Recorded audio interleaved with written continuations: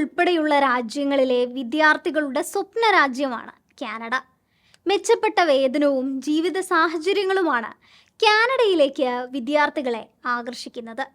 ഇതിൽ തന്നെ ഭൂരിഭാഗവും ഇന്ത്യൻ വിദ്യാർത്ഥികളാണ്.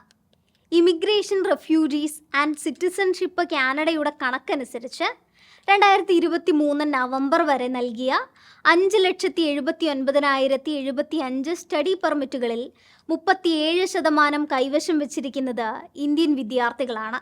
എന്നാൽ ഏറെ പ്രതീക്ഷയോടെ സാമ്പത്തികം ഉൾപ്പെടെയുള്ള നിരവധി പ്രതിസന്ധികൾ മറികടന്ന് കടൽ കടന്ന വിദ്യാർത്ഥികളുടെ ഭാവി തന്നെ ആശങ്കയിലായിരിക്കുകയാണിപ്പോൾ. കുടിയേറ്റ നയങ്ങളിൽ കനേഡിയൻ ഭരണകൂടം നടപ്പിലാക്കിയ മാറ്റങ്ങളാണ് ഇന്ത്യക്കാരുൾപ്പെടെയുള്ള വിദേശ വിദ്യാർത്ഥികളെ പ്രതിസന്ധിയിലാക്കിയിരിക്കുന്നത്. പുതിയ നയം പ്രാബല്യത്തിലാകുന്നതോടെ 70,000-ഓളം വിദേശ വിദ്യാർത്ഥികൾ കാനഡയിൽ നിന്ന് പുറത്താക്കപ്പെട്ടേക്കുമെന്നുൾപ്പെടെയാണ് റിപ്പോർട്ടുകൾ. പുതിയ പ്രവിശ്യാ നയങ്ങളിലൂടെ സ്ഥിരതാമസ അപേക്ഷകളിൽ 25% കുറവ് വരുത്തുക, സ്റ്റഡി പെർമിറ്റ് പരിമിതപ്പെടുത്തുക, കുറഞ്ഞ വേതനത്തിൽ ജോലി ചെയ്യുന്ന താൽക്കാലിക വിദേശ തൊഴിലാളികളുടെ എണ്ണം വെട്ടിക്കുറയ്ക്കുക എന്നിവ ഉൾപ്പെടെയുള്ള മാറ്റങ്ങളാണ് ജസ്റ്റിൻ ട്രൂഡോ സർക്കാർ പദ്ധതിയിടുന്നത്. ഇതുവഴി വിദേശ വിദ്യാർത്ഥികളുടെ എണ്ണം കുറയ്ക്കുകയാണ് ലക്ഷ്യം. എന്തെന്നാൽ കഴിഞ്ഞ കുറച്ചു വർഷങ്ങളായി രാജ്യത്തെ ജനസംഖ്യയിൽ വർധനവ് രേഖപ്പെടുത്തുന്നുണ്ട്. ഇതിൽ തന്നെ കഴിഞ്ഞ വർഷത്തെ 97% ജനസംഖ്യാ വർധനവിന് കാരണം കുടിയേറ്റമാണെന്നാണ് റിപ്പോർട്ടുകൾ. ഇത് കനേഡിയൻ പൗരന്മാർക്കിടയിലും ആശങ്ക സൃഷ്ടിക്കുന്നുണ്ട്.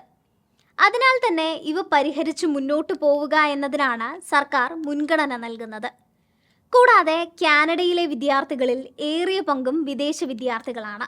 ഇത് കനേഡിയൻ സമ്പദ് വ്യവസ്ഥയ്ക്ക് നല്ലൊരു സംഭാവന നൽകുന്നുണ്ടെങ്കിലും അന്താരാഷ്ട്ര വിദ്യാർത്ഥികളുടെ എണ്ണം ക്രമാതീതമായി വർദ്ധിക്കുന്നത് കാനഡയുടെ ഭവന, ആരോഗ്യം ഉൾപ്പെടെയുള്ള സേവനങ്ങളിൽ കാര്യമായ സമ്മർദ്ദം ചെലുത്തുന്നുണ്ട്. ഇവയൊക്കെയും സർക്കാരിൻ്റെ നയമാറ്റത്തിന് പിന്നിലെ കാരണമാകുന്നു.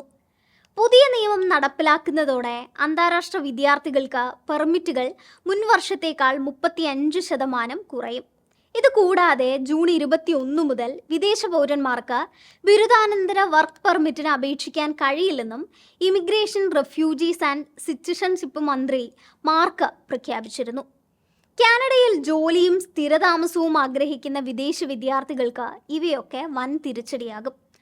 പഠന പെർമിറ്റുകൾ സ്ഥിരതാമസത്തിനുള്ള ഗ്യാരണ്ടി നൽകുന്നില്ലെന്ന് ട്രൂഡോ സർക്കാർ വാദിക്കുമ്പോഴും ഈ നയമാറ്റങ്ങൾ അന്താരാഷ്ട്ര വിദ്യാർത്ഥികൾക്കും താൽക്കാലിക വിദേശ തൊഴിലാളികൾക്കും സൃഷ്ടിക്കുന്ന പ്രതിസന്ധി ഏറെ വലുതാണ്. അതിനാൽ തന്നെ രാജ്യമെമ്പാടും വിദേശ വിദ്യാർത്ഥികൾ പ്രതിഷേധവുമായി രംഗത്തെത്തിയിട്ടുണ്ട്. വിദ്യാർത്ഥി പ്രതിഷേധങ്ങൾ ഫലം കണ്ട് സർക്കാർ അനുകൂല നിലപാട് സ്വീകരിക്കുമെന്ന പ്രതീക്ഷയിലാണ് ഇന്ത്യ ഉൾപ്പെടെയുള്ള രാജ്യങ്ങളിലെ വിദേശ വിദ്യാർത്ഥികൾ. മറ്റൊരറിവുമായി വീണ്ടും കാണാം. Thanks for watching.